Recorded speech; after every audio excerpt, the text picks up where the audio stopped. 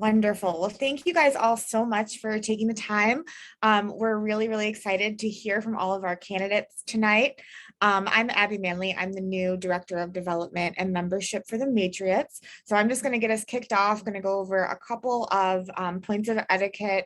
Please keep your microphones muted just so we don't hear any background noise and everyone can get a platform, obviously, unless you're talking. And we are really excited to get started. So Bridget is gonna take it from here. Thank you, Abby. Hi, everyone. My name is Bridget Anthony. I am the social media and political relationships coordinator for the Matriots PAC. Thank you so much for everyone for joining us tonight. Thank you for all the candidates on the call, and hello to everyone on Facebook Live. We are streaming on that platform as well. For those of you who don't know, the Matriots is a nonpartisan political action committee founded in 2017 after a group of Ohio women traveled home from the Women's March in DC. Since then, the Matriots has evolved into a community of 2,000 women and men across the state of Ohio with one mission in mind: to elect more Ohio women to public office who will promote a healthy economy in which women can thrive and prosper.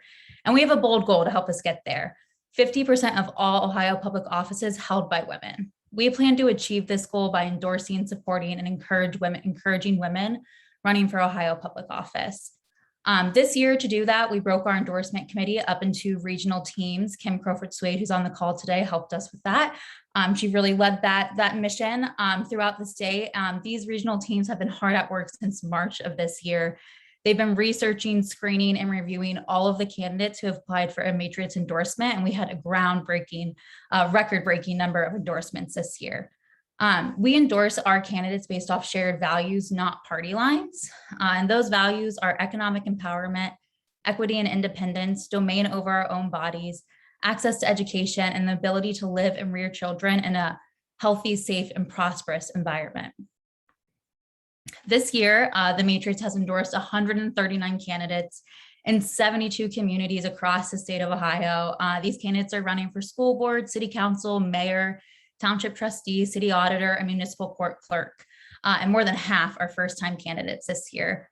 And tonight we are here with a few candidates from Southern Ohio, and I'd love to actually just turn the floor over to you all. I'd like to give you all 3 to 4 minutes to introduce yourselves, give us your stump speech, and just tell us a little bit about your campaign.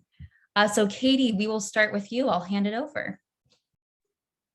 Hi, I'm Katie Edechico. I'm running for council at large for re-election in the city of Reading. I ran 2 years ago because I felt like there was no women on council, and there hadn't been for quite some time. It was all men, all Republican, all over the age of, I think, 50, with the exception of one. Nobody had kids in school. They had grown children, or their children went to the private school. There was a very big disconnect in between our city council and our school board. And a lot of the people, including myself, felt like we just didn't know what was going on. There was no communication with council. If you tried to get any kind of answers, you got a very vague answer or no answer at all. You really couldn't even get a hold of council members.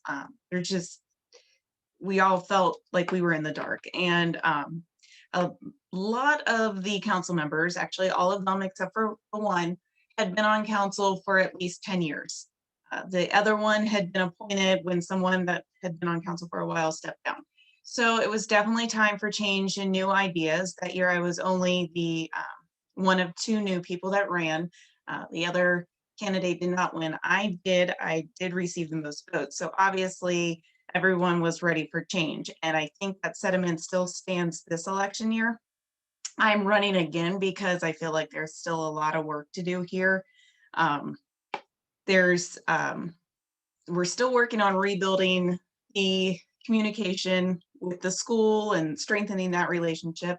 I have been very active on Facebook. I created a group for my council page where people can come and talk to me, ask questions, where I communicate. People love information. They like to know what's going on.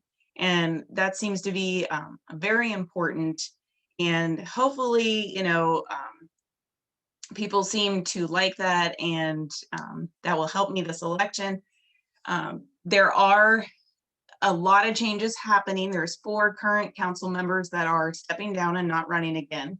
So no matter what, there will be at least 4 new people on council. So it's kind of an exciting time, but I do feel like Reading, for those that are not aware, we are pretty much centralized in southwestern Ohio. We're 12 miles north of downtown Cincinnati. We're right in between 75, 71, 275 and Cross County Highway.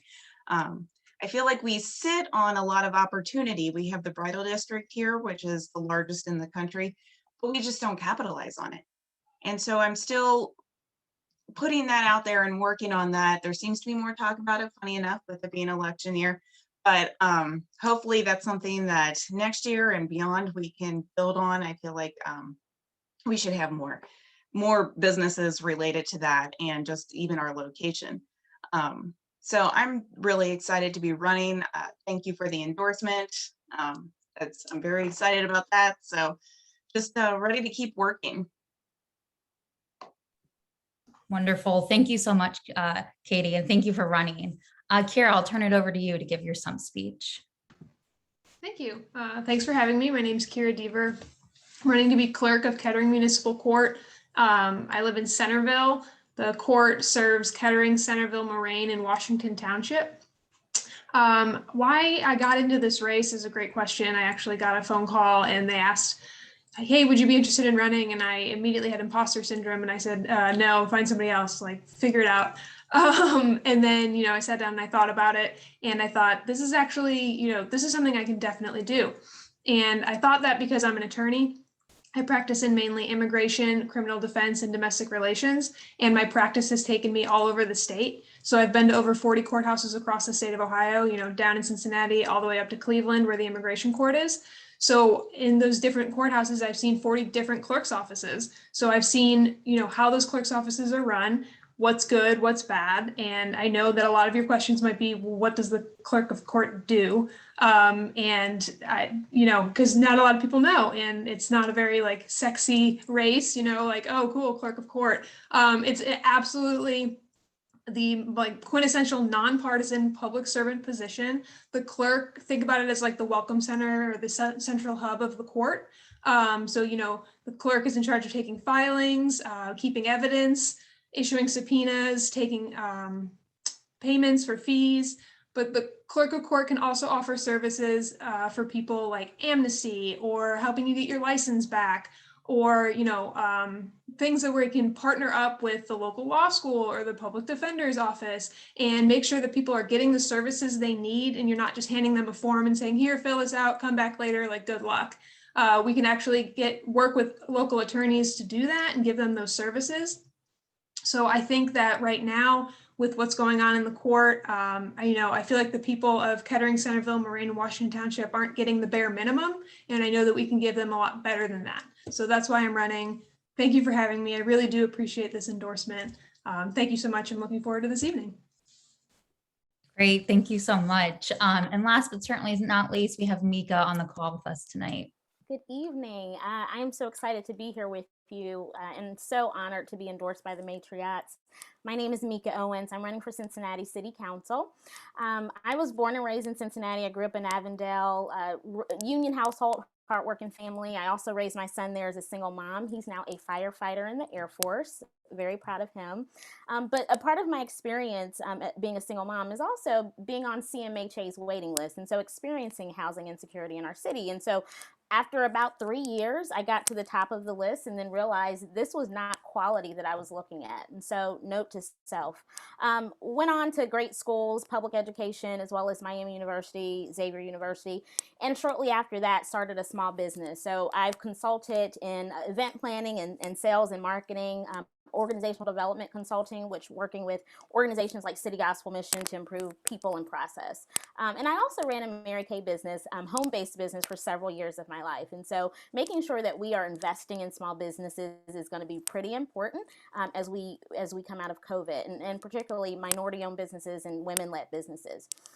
I've invested in the community. I've done my share of board service and being involved in great organizations like Women Helping Women and YWCA and Dress for Success and Make-A-Wish Foundation, Muse Women's Choir, which is an inclusive feminist chorale here in the city, and their mission is to sing about social justice and peace. And I currently serve on the board of UMADAP, which is kind of like the Black Talbot House, if you will, but focusing on minority communities in terms of addiction recovery. At some point, I realized, though, and I'm also incredibly active in my church, and I've done things like advocating for safe and equitable transportation for students living in our district.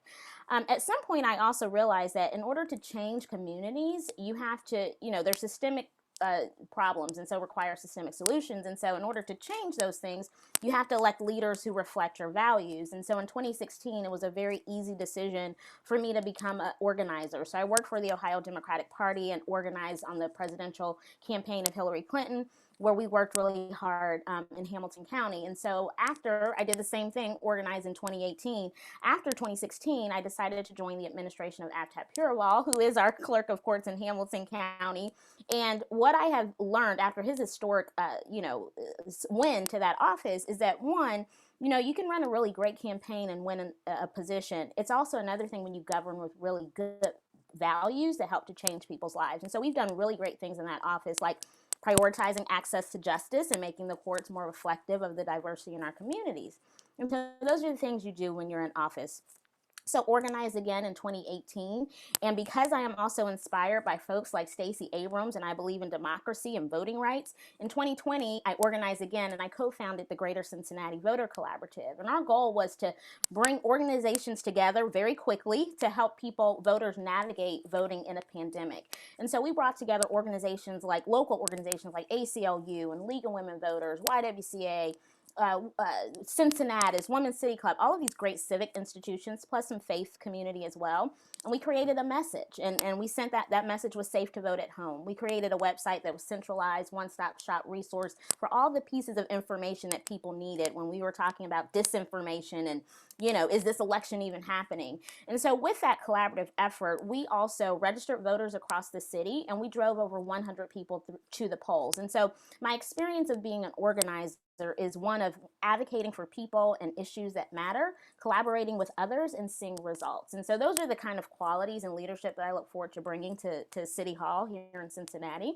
And so my agenda, my platform includes things like, yes, economic development that is spreading across our city, that is highlighting Black and Brown owned businesses, women-led businesses, bringing good paying jobs to our city when we're talking about building economy, and women are important in that.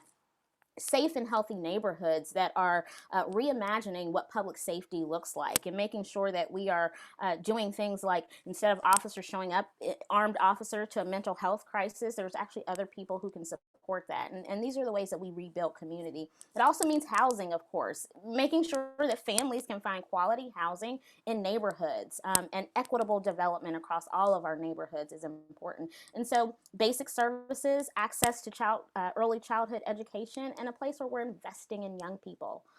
Those are all the reasons that, and plus more too that I can name, but those are reasons that I'm excited and inspired to run for office. And it was also in 2018 when so many women we saw get elected to Congress that, the year of women, show up, run for anything, run for something. And so I'm so honored to extend my leadership to the city in this way. Thank you. Wow, thank you, Mika. Three great candidates tonight. I'm excited to jump into the conversation. And with that, I will hand it over to Matriot CEO Emily Quick-Schreiber, who will be moderating our conversation this evening.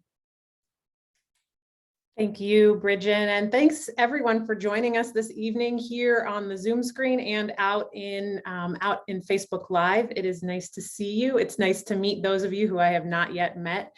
We're just going to spend some time going through some questions, having a conversation with each other. Let me know if you have an additional comment that you want to make on a question. You can slip it into the chat for me, and I can make sure that I come around to you and ask you the same question if that's helpful. But I want to keep our conversation moving tonight. Kira, I want to start with you. You are you're a first-time candidate here, and you are thinking, you're heading into the election season. What have you found surprising as you've been running your really fantastic and challenging campaign? Well, thank you. Surprising. What haven't I found surprising? I think getting into it, everybody says it's a lot of work, but you don't really know like the quantity, but also the quality of the work that, like, right now I'm like, my volunteer for this evening wasn't available to chase absentee ballots, so I'm doing it. So you have to make sure that all your bases are covered all the time. So I like to think that being an attorney kind of prepared me for that, but I don't know if anything, I don't think you can take like a one-on-one course on how to be a candidate. And it's very surprising on how you always have to be on. Even like, I'm like, all right, I'm going to run to the grocery store. I'm like, all right, I'm going to put on a campaign t-shirt. I'm going to make sure I'm not like, I make sure I'm showered and I like look fine and I don't like smell bad or anything like that. You always want to make sure that you're on and you're ready, because I think also as women, we're expected to kind of just be perfect all the time.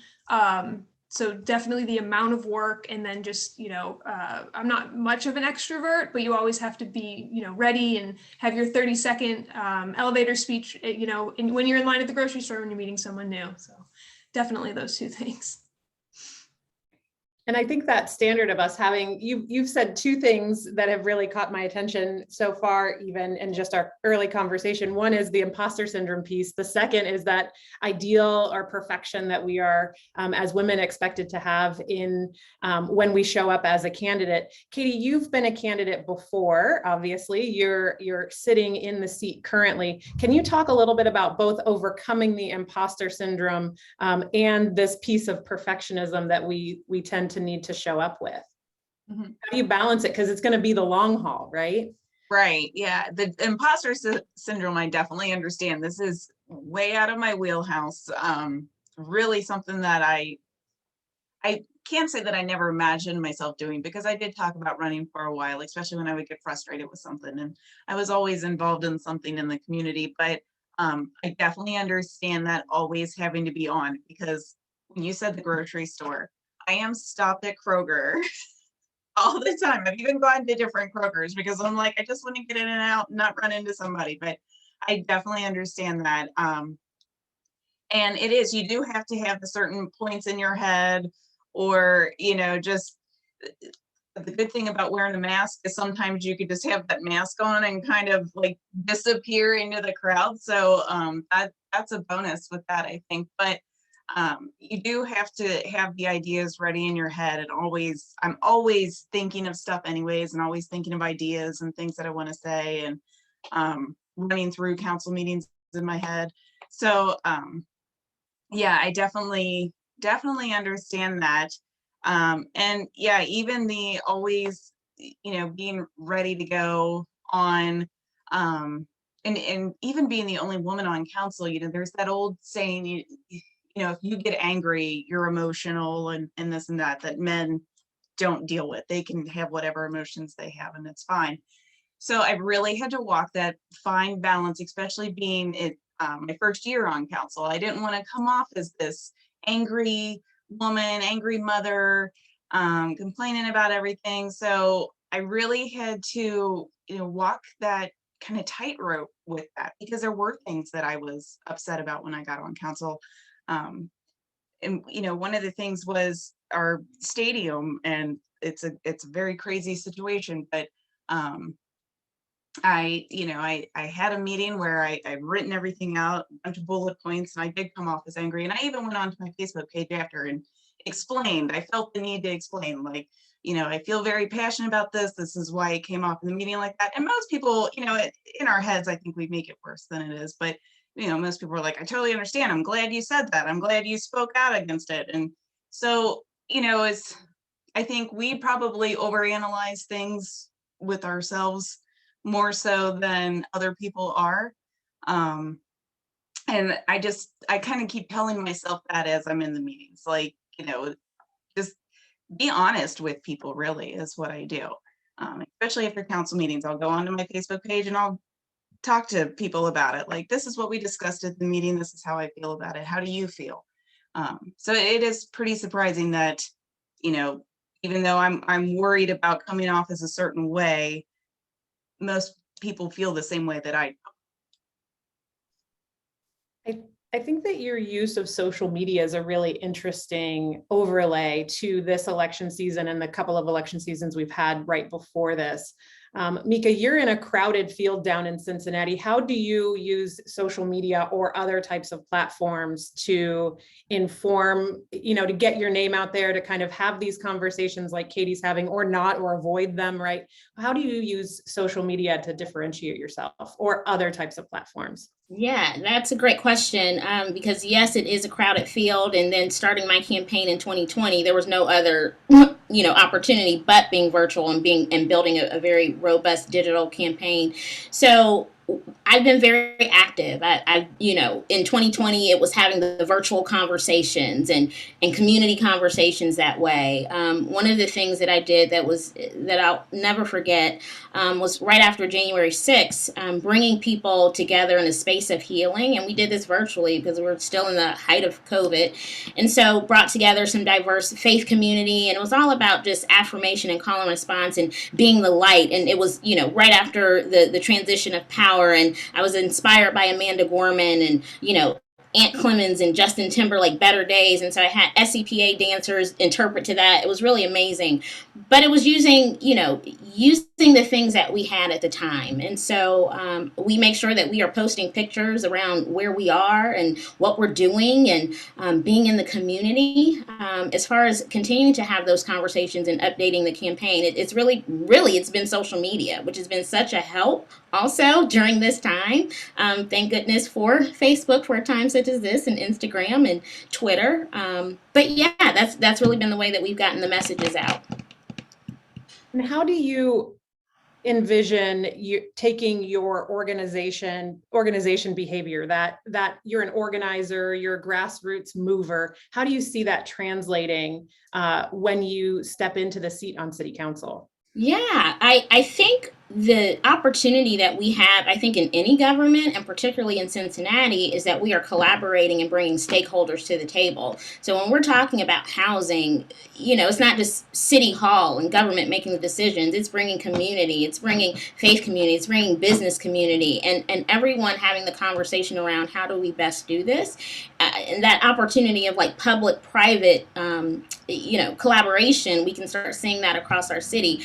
So when we talk about, reimagining policing, that means bringing social services on board of how we best do these things, right? There's some things that already exist and we just build on that platform. Like in Cincinnati, for domestic violence calls, police officers are showing up with folks from Women Helping Women to help support that interaction. And so let's do more of that. And how can we? And let's bring the people around the table to see the possibilities. So it's eliminating silos and starting to bridge the gap between constituents and stakeholders. This is the third night that we've had a candidate conversation, and the word that you use, Mika, is collaboration. On our other two nights of candidate conversations for Central Ohio and Northern Ohio, we heard quite a bit about collaboration among women candidates, or women once they get into office, that collaborative behavior extends into their world as an elected official. Kira, have you collaborated with other women along the way? And I know, Katie, I'm going to ask the same question, but on the reverse side of actually being in the seat, have you seen collaboration? You're the only individual the only woman on city council right now, but where have you seen those collaborations? So I'm going to start with Kira and then move to Katie. So there's two individuals who are running for Kettering City Council, one at large and one in a certain district. And we're always talking to each other, working with each other. We did canvassing together. Where'd you get your signs? How are you doing your lit? So we're constantly just, bouncing ideas off of each other and trying to help. And it's been really great to just, even just to shoot a text to be like, I'm really overwhelmed. Are you also overwhelmed? So yeah, working with these other women has been great. Katie, from the reverse side, how have you seen collaboration assist your elected position? Right now, our city auditor is a woman and our clerk of courts is the woman. That's the only other women that I'm around. And kind of the running joke is they keep the female restroom locked because it was never really used before. So we kind of joke about having to get a key So we do, the three of us stick together. And I know the city auditor outside of the office. So, we brainstorm a lot together. She's got a lot of great ideas for, fingers crossed next year, of what we can do as far as like reorganizing City Hall. And, there's a lot of people doing positions that they don't even know what their job title is and things like that. So she's a great resource because she's like in there and working with these people. So she kind of understands the inner workings, and that's something that we want to collaborate together next year and work on. There is one other woman running this year for an at-large seat. So we have teamed up and with another at-large candidate, so that there's 3 at-large seats. So the 3 of us are putting out a sample ballot together. And we've bounced ideas off each other too about running, and I've kind of helped her out with some questions that she's had. But really, I mean, as far as other women, that's really it from where I am, unfortunately. Now I do work with the school board on things. As I said, I'm working on bridging that gap between our city council and our school board. And there's more women on our school board. So we do work together. We've got some ideas again for next year on things that we want to work on together. So yes, we definitely are interested in collaborating, and definitely excited to hopefully have another woman on council with me.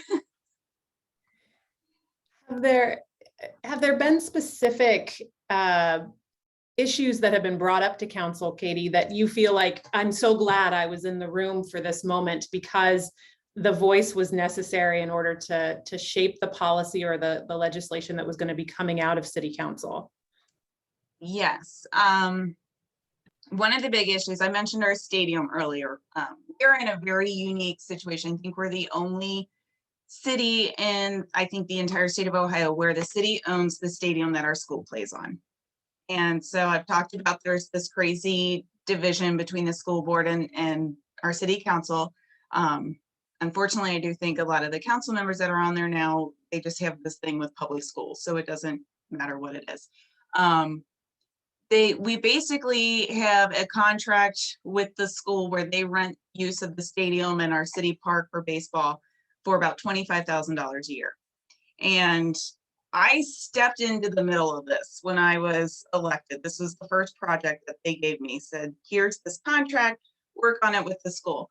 What I stepped into was previous council members were trying to up the amount that they paid. I mean, it was like $100,000. It was insane. And they wanted them to do all these improvements. And and then they also talked about possibly selling the stadium to a developer, which is crazy to me because then our students, athletes are left out in the dark. I'm very glad though, as much as it was a baptism by fire, I'm very glad that I was able to take that on. I upset a lot of the council members because I went back to the previous contract and pretty much said that it was absurd what they were trying to do. And it's all taxpayer money one way or another. So I'm very glad that I was involved in that. I'm very glad that I am there to speak on behalf of the student athletes and the school, to add that kind of bit of understanding. As I said, I'm one of 2 now that have students at the school. I'm the only one who has kids who play sports that are on that field. So, I'm there, I see it firsthand.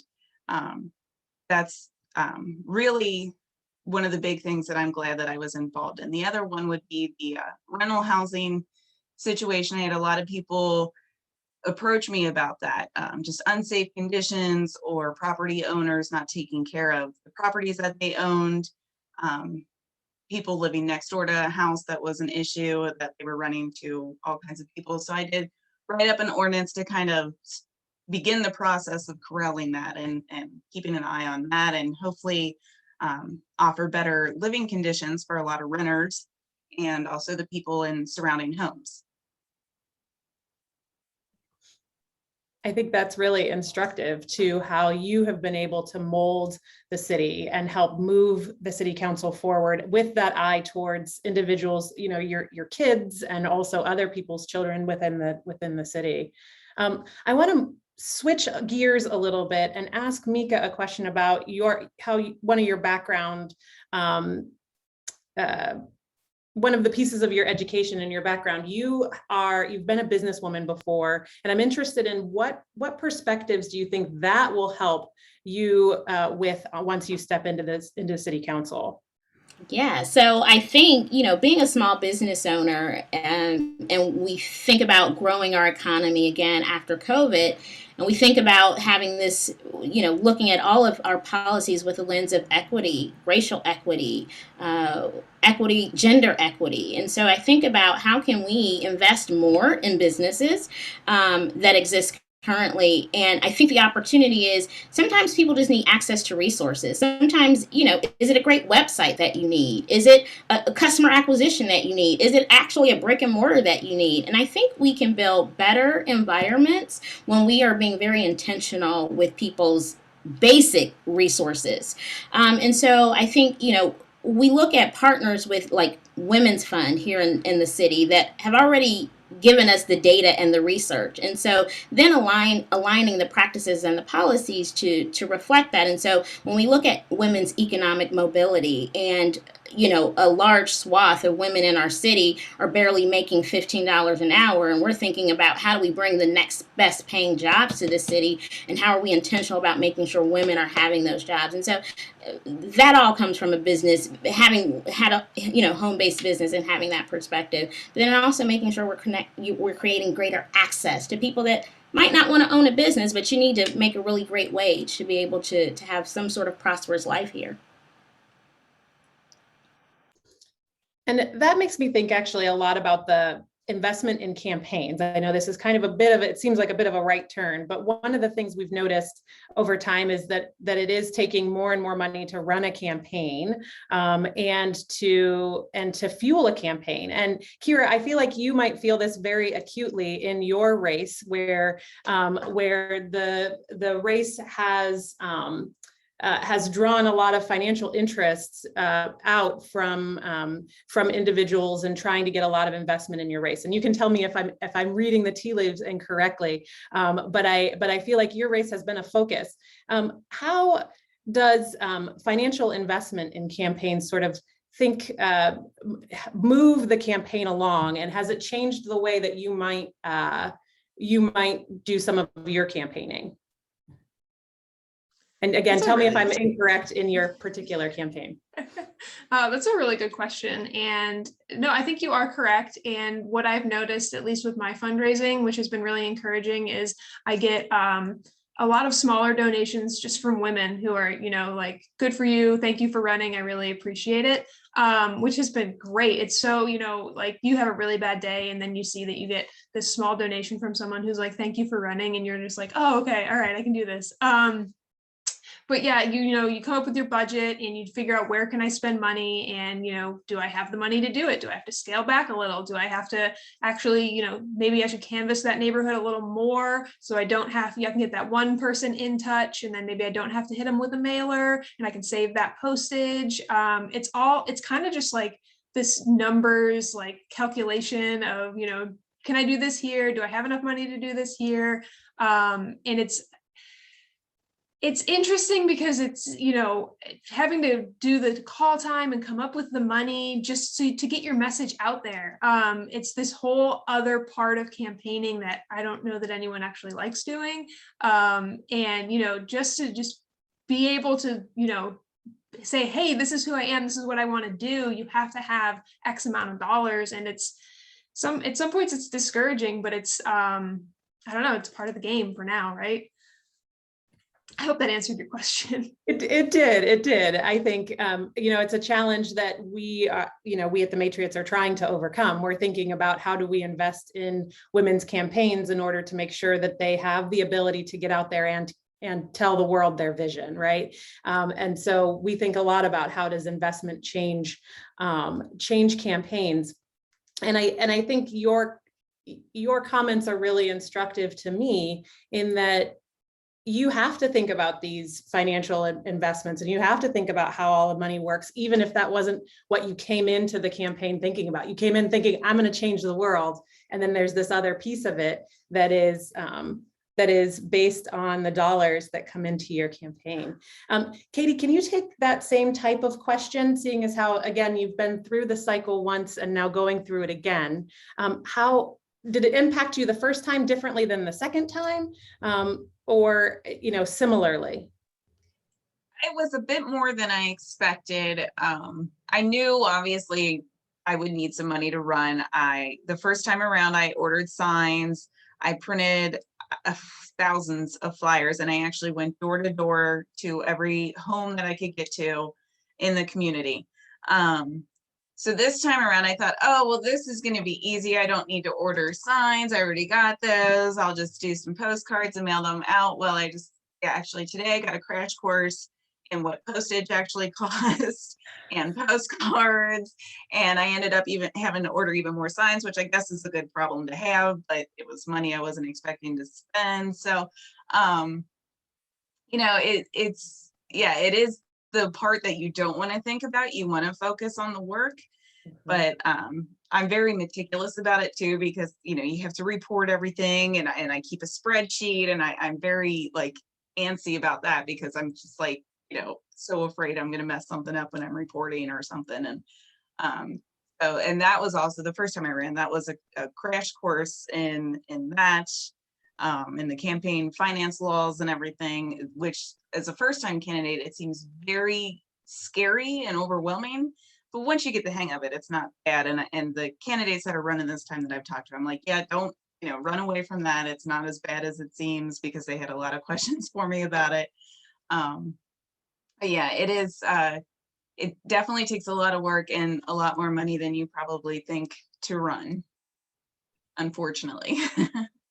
Well, and it's a hurdle, it's a challenge in the campaign, and one that you maybe don't see immediately as one of, you're listing out your top 10 challenges, and maybe this wasn't necessarily on your list.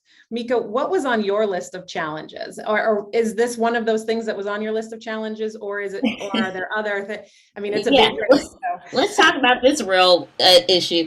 Yeah, so when having been an organizer and worked on campaigns, the environment wasn't foreign to me. But of course, when you are the candidate and now you have to do these things, it's different. It's a different process. And so one of the most challenging and daunting things for me to think about was, how in the world am I going to raise money? I don't even know how this is going to work. So one, I'm grateful, you show up and you do good things, and, you have access to folks that can help you, right? And so having staff is important, and people who are experts, right? And so when I think about, supporting women, it's this type of infrastructure that helps prepare women in the actual tactical side of campaigning, infrastructure, staff, all of those things, and getting people to those resources, because that doesn't happen naturally for everyone. And so it's, in the long-term vision, it's making sure that there is a group, maybe like the Matriarchs, I don't know, or other organizations that are training people for office,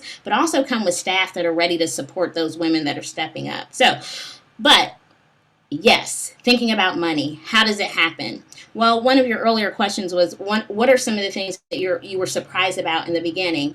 And for me, it is always humbling to know that when you put yourself out there, how many people actually will support you. And so at some point, it's a transition of thinking about it in a realistic way that, yes, campaigns cost money, unfortunately. You have to be able to pay for the things that you need to get your message out. And so I think it was a transition of starting to think about that differently. And, I was in a training, program where someone said, think about asking for money as if you were asking someone for a vote. So it's like, okay, whatever mind games that you have to play with yourself to face the reality of it, then do that. And so I think, and now at this point, as we are still asking for money in these last days, I have found myself being a lot more quick with it. Like, it is what it is, and hey, I will do it. And so it's certainly been a process and a journey, and I would have never thought at the beginning to this point now that I would be have a different mindset where it's just like it is what it is. So I'm glad I've gone through the process and the journey, but it is something challenging, and for women, we know that it's even more challenging. And so again, just the humble experience of knowing that a little bit goes a long way, and all those $5 contributions, $25 contributions, they matter just as much as those big checks too. And so just excited that people, it's also validating that when you put yourself out there, people are affirming who you are and what you believe. And so there's some transition that happens along the way that makes it not so bad in the end. Well, and what other ways do you feel like you have changed, either as a candidate or as a human out there in the world, a person, through this process of running for office? That's a great question. I've always been someone who's had some sense of confidence, even though that's something that I've worked on in the years. I would never have thought, yes, I took the time to think about running for office. Yes, people were encouraging me, but I took the time to see myself, and it was my process. But I've certainly, it's like when you're running for office and you're putting yourself out there in front of people, you have no choice but to gain confidence about yourself. And so I am excited to say that I've become a more confident person, seeing myself in spaces and being on forums and investing in the issues and talking about ideas. And it's like, the world is waiting for you to show up. So you just have to show up. And so, and I've learned that through, my a very strong faith background. I grew up in church, but it's taking those lessons and kind of like, this is the point where those lessons are being actualized and realized. And so I'm excited to even, here's one of the sayings that I think I lean on is that feel the fear and do it anyway. And I've learned to just do it anyway. So at some point, again, it turns into confidence. And I see Kira nodding in the background here. So do you have do you have something you want to add to this? What have you learned, or how have you changed over this period of time? I love everything Mika just said, feel the fear and do it anyway. That's just, it's so true. It's hard to just be vulnerable with strangers, like walk up to somebody's door and knock on it. And first of all, they answer, which is, it doesn't even happen half the time. And then you say, you're selling yourself to them like, hi, this is who I am. This is what I want to do. Do you believe in me too?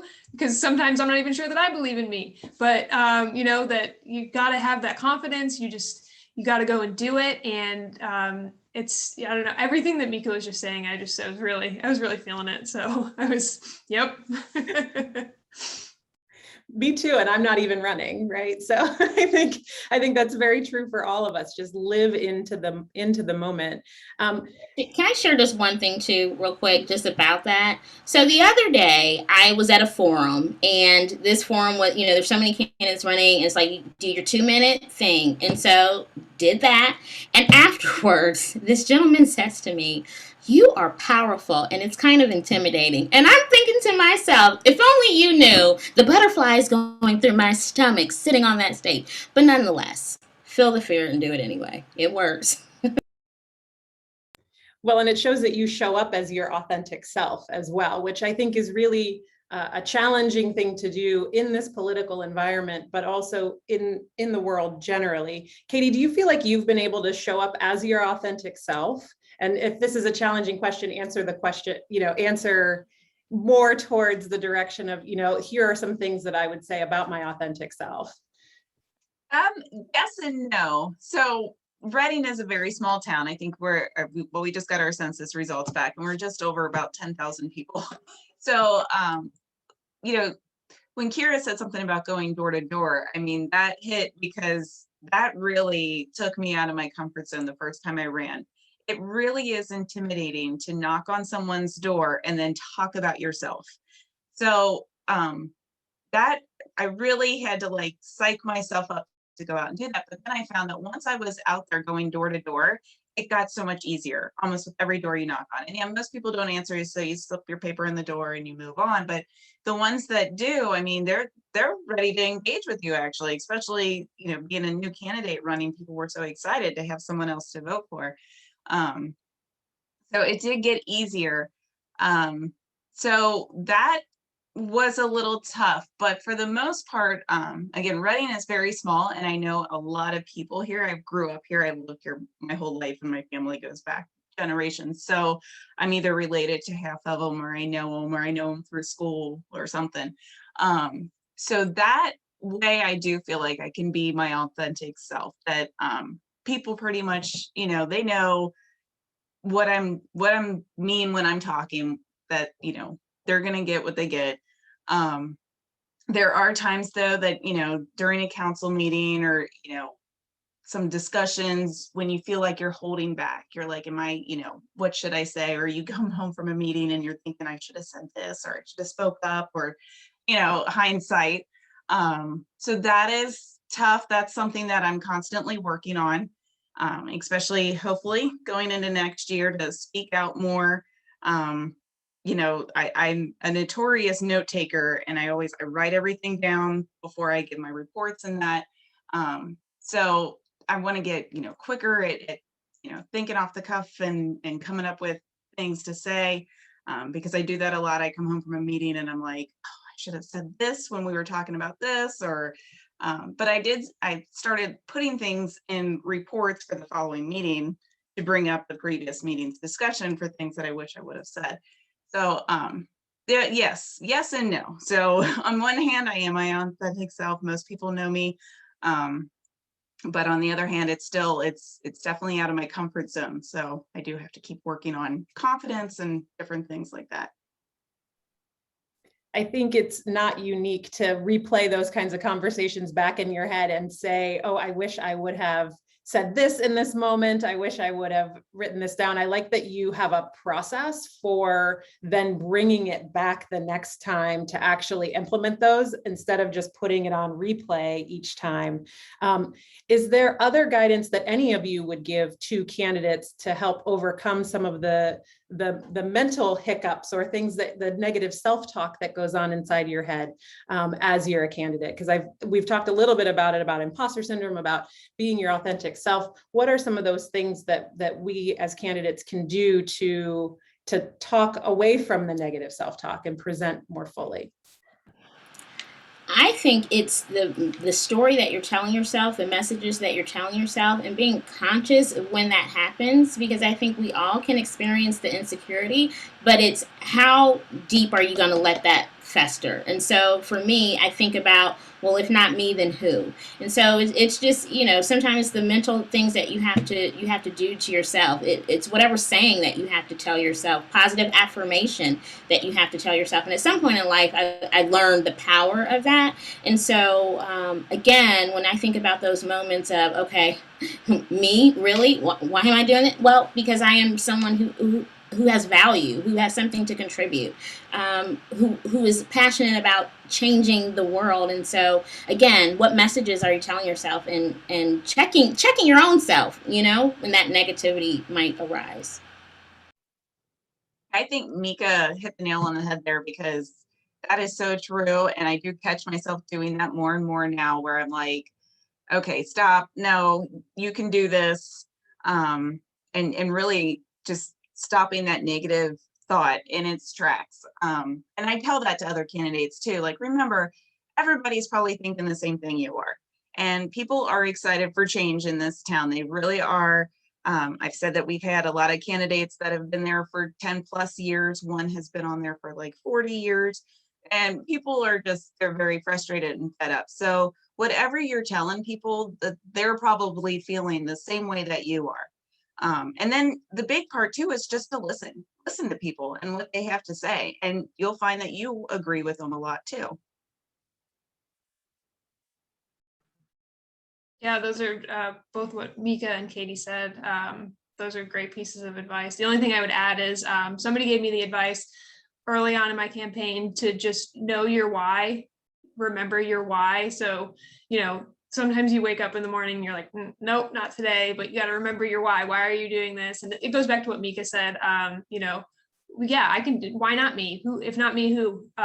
So just, remember why you're doing this, and you just got to keep going. one of the things that the Matriots does is every morning, Bridget from our team, you can see her here in the corner, sends out something called a Be Strong, which is a morning affirmation for you all. I'm interested in that or other ways that you feel like the Matriots support has been helpful to you in this process. Can you share a little bit about it? I actually look forward to that every morning now. I was so excited when I got the first one, and then I was like, oh my gosh, I totally needed this today. And so I do look for it every morning. It's very helpful. And just, to keep moving forward, that sort of thing. I mean, it sounds funny, but my daughter watches like Finding Nemo, and I just keep thinking the part like just keep swimming. And that's like seriously what pushes me some days, especially after a frustrating council meeting or something like that. Then I'm like, nope, it's me. I got to do this. I'll just add to that. Love seeing those emails come through. I also love seeing when the Matriots says, here are all the women we've endorsed in Ohio. And it's like, you see those pictures and you're like, I'm not alone. You see those faces and it becomes a sisterhood immediately. And so that makes me feel really, really good. And again, anytime we are, centering around women, there's power that happens in that. And so again, sisterhood. Yeah, I would agree with that sentiment. Every morning I get the email. I don't read it right away though. I save it because I know that I'm going to need it in like an hour or two. So it's there and I know that it's there. And then when I need it, I read it and I'm like, oh, that was perfect. Thank you. So thank you for sending those. That's great. We're really glad that you like them, that you guys are able to see those. We read them occasionally on our staff meetings, and they are incredibly uplifting. So it is great to hear that you also rely on them on a daily basis. We're coming up towards the end of our time, and I want to give you a moment to just to say whatever last thing you would want to say out there to your constituents. We've got 3 weeks till a little less than 3 weeks till the election. There's not a ton of time left, so I want to hear what you have to say. And if you have an ask of our Matriots members or the people who are out there, go ahead and do it. The floor is each of yours. Mika, I know that you're not shy. Take it off. I was gonna say, I guess I'll go first. Again, just learning to be more confident. So I'm incredibly inspired, again, to run in this race and to be surrounded by really amazing women and affirmed by an organization such as the Matriots. And we know as women, we do things differently and we get things done differently. And so representation matters and women leading matters. And so, again, just honored to be in a sisterhood.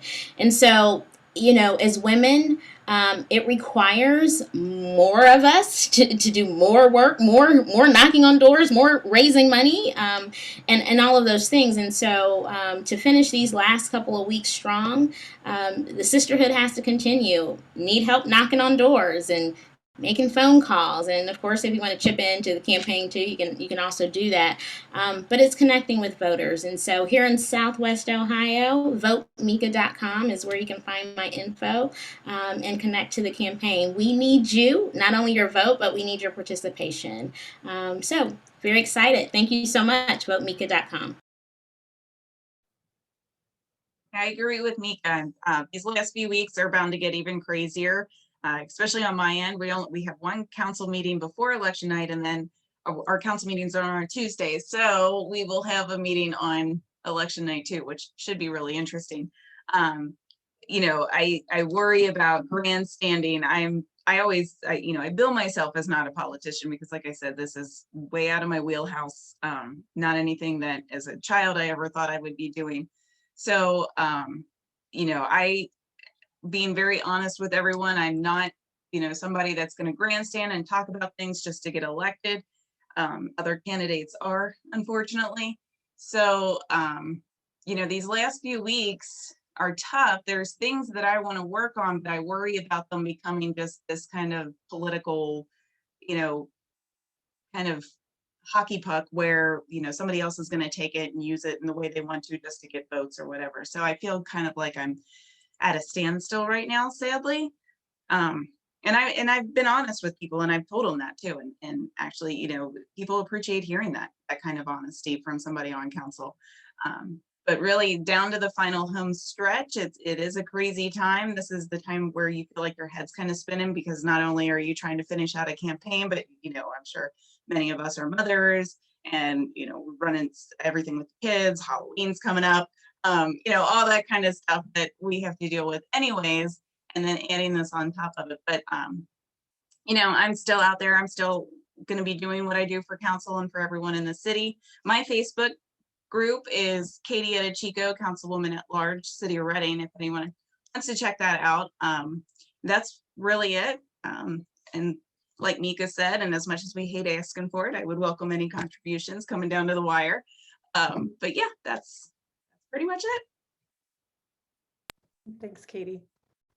Kira? Thank you. Again, I'd just like to thank you for having me and for the endorsement. It really means a lot. I appreciate it. I guess what I would want my constituents to know is that I'm a public servant through and through. I've committed a certain portion of my practice to pro bono service. I do a lot of volunteer work. So, you know, I am a public servant. That's what you'll get when you elect me to the office. In my practice, I've seen the problems that people face and problems that people have had with clerk's offices, accessibility, access to justice. These are problems I want to fix, and I want to make sure, you know, Kettering Municipal Court is at the forefront of courts and we're not falling behind. So that's what I want to do with this office. And I know that I can do it. And I know that the people of Kettering, Centerville, Moraine, and Washington Township deserve better.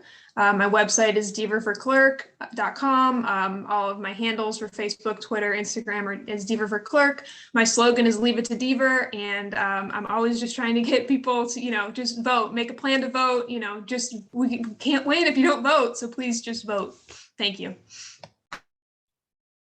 There's probably no better way to end that than just get out and vote, right? That is the thing that people can do the most for our candidates.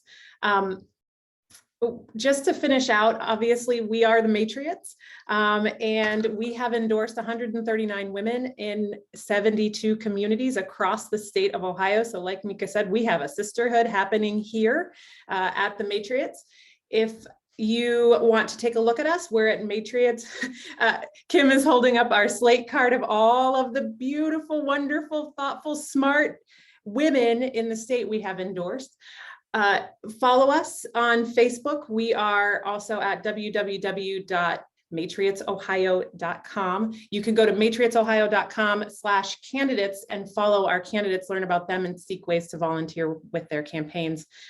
It has been a fantastic evening with the three of you. Thank you for your time, your generosity of your time, and the generosity of your comments to other candidates who are out there who are listening, and to the electorate, and for what you're doing. You're doing it.